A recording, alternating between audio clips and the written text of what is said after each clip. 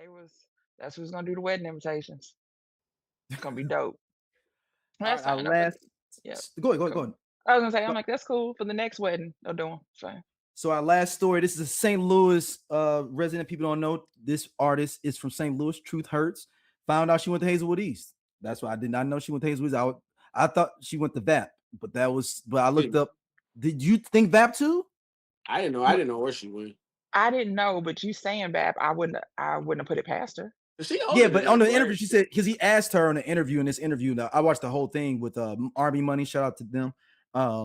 She says, I didn't go to a performing arts school. Then I was like, oh, you did? So I Googled it and said Hazelwood East. So to the people that out there that are not from the St. Louis area, so BAP is actually Central Visual and Performing Arts, but we can't spell stuff right, so everybody just calls it BAP, even though it's VPA. Is BAP. Everybody calls it. Everybody, you went to BAP. So yeah, Visual and Performing Arts School. That's if you were in a magnet school in St. Louis City, or if you was in DSEG, you went in and it was Visual and Performing Arts School. That's the kids there. That's what they did. Or Sodan. I would consider Sodan too or something.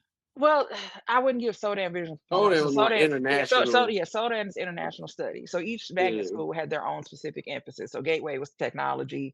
Sodan was international. She graduated in '89. No, she graduated in '89.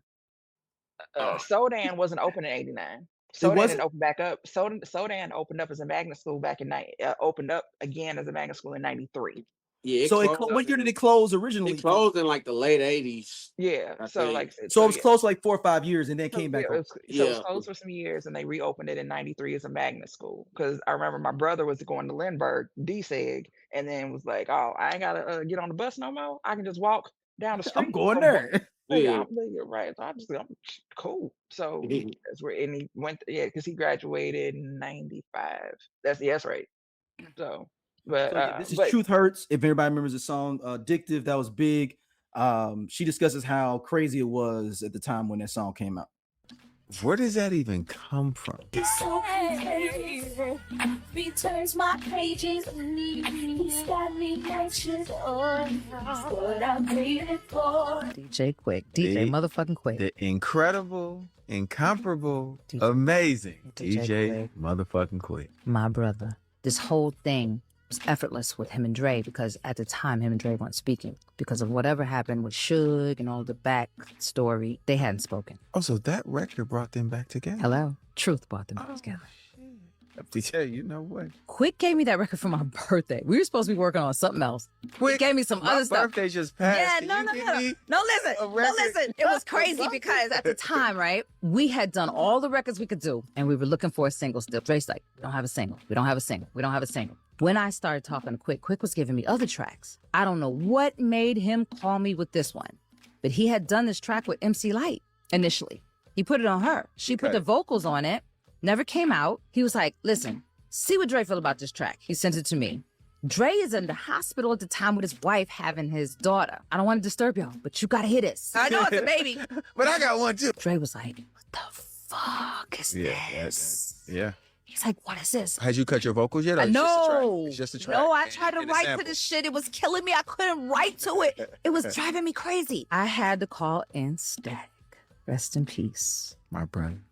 Mine as well. When I tell you that man came in and wrote Addictive in 5 minutes, praise God. 5 minutes? 5 minutes. He walked in, he sang down the melody. He walked out, he listened to the melody. He walked in, he put the lyrics to it. He walked out. I said, I don't know you. Oh, so you didn't write on Addictive? No. I wrote every other song, but the R. Kelly song and Addictive. Artists, if someone gives you a smash, sing it. Please and thank you. So when the record drops, it literally sets the world on fire. Addictive was so ignorant that it had people arguing about whether it was dope or not. Yes. Like radio people. Which is great. And it got out accidentally because Jimmy Iovine didn't believe in the record.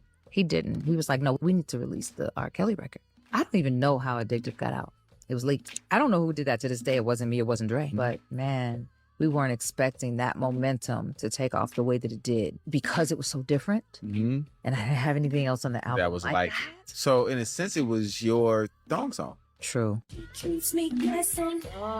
All right. That interesting story with that. And I saw your face light up, Stacey, when she said that people were arguing on if it was even a good song or not. Because I don't think it's a good song. Really? I didn't like it. I didn't like it then. I don't like it cool. now. And what's It was funny is cool. somebody literally sent me I'm gonna say somebody. So the owner of this house literally sent me that clip the other day.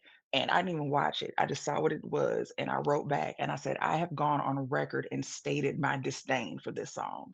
So when you just played this clip, I just texted and was like, hey, we are literally talking about that damn song again. Yeah. Like I didn't like it when it came out. I remember thinking, what the hell is this?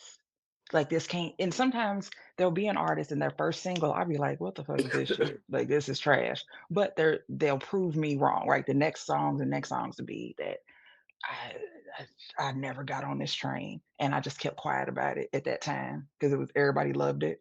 And now I can I say loved it. it. I didn't know.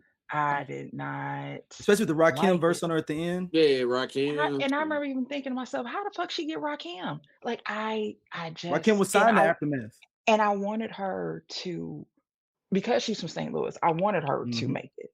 But I'm like this and it's like the song is everywhere. I think I remember seeing thing when it debuted like on 106 Park and being Mhm. like, the fuck is this shit? And then it's on there the next day and the next day and it's Yeah, on the countdown. it's on the countdown. They had to retire the video. Right. So I'm like, and then so sometimes you get to a point where you're like, okay, it's just got to be me, right? So I'm just gonna be quiet about it. Everybody in the world likes this. I don't like it. I'm just gonna shut up. In 2026, I'm okay with stating I've never liked that song. It's fine. It's fine. It's just, but it's It was super interesting the big though, creation. y'all. It was big. It was super big. It was Like bigger than that doggone Ari Lennox apartment song. I tell you that. You may not like it, Stacey, but it's bigger than them apartments. It's Goddamn apartments. it is. I mean, but is this to that point? Is this because what year is that song? Because you 02. remember all No, of a no. sudden. Was that I think it's 02? I So think it's because remember 02. all of a sudden everybody started using that sound. Yeah. Everybody started using. But that's DJ Quik's production. So, but to that point, that's a song that changed R&B. If you want to go down that road of all of a sudden everything started having 2002, that, April started having 1st, that, 2002. started having That that Indian Indian sound. Yep. Everything started having an Indian sound to it. So I don't know if it was that song that did it first or was the most successful with doing it. But then everyone started doing that sound. Yeah, Timberland. So yeah, so again, Timberland did it heavy. So again, if we want to talk about something that changed the sound, that's more than apartments. Right. Whether I like this song or not, I can't deny that those Indian horns on that song started being everywhere. Yeah, and the full interview is kind of dope. She talks about how like the lawsuit ended up being like where people thought they was getting sued for a whole bunch of money. They ended up finding out that they were lying about a lot of different stuff on the Indian side, and they just ended up getting the credit. So they just had to add another split. So that's what it ended up being. It didn't even end up being like, remember they said like a $50 million, $100 million. It has been another person's split. So it ended up being split 5 people instead of 4. Yeah, that's another cut. Yeah, that's another cut. And then was interesting. Fatima directed the music. Not directed the choreography for the video. Well, it was 02. That's who else do you call? Yeah. But it's so funny though, is that so Jimmy Iovine was like, get the R. Kelly track, and I'm like, does he know the R. Kelly could be in trouble in a minute? I mean, think about how much that could have ruined her career if she had dropped that. Because I believe R. Kelly, did the sex tape drop? Had it already dropped? I think it already came out. I think then Jimmy Iovine just didn't have his ear to. I don't.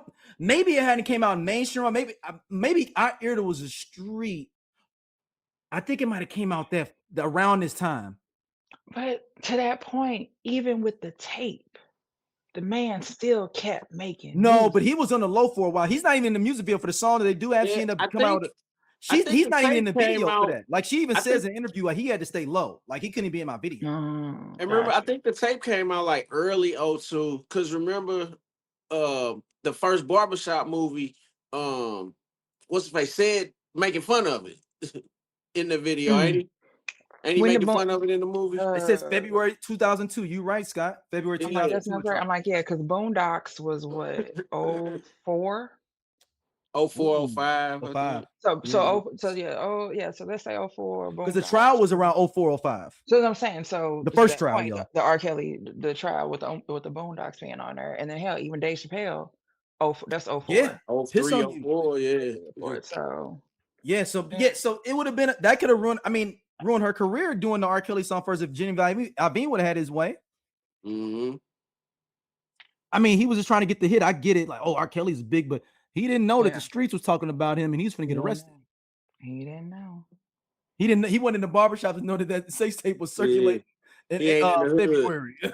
Right. At his barbershop, they don't have a bootleg DVD man to come in. They don't. He don't go to that barber come to him.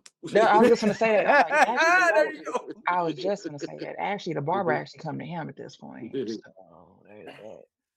All right. Well, Stacey, where can people hit you up at? You can find me on the Instagram or the TikTok at Stacey Adams. Stacey. Hey, this cool ass Scott from the I Love 90s Music Podcast. Hit that subscribe button right now. Like it on the SOLC Network. You finna get all the real deal on the 90s, the 2000s, and the splash of that 80s. Do it right now, man, and I'll be your friend.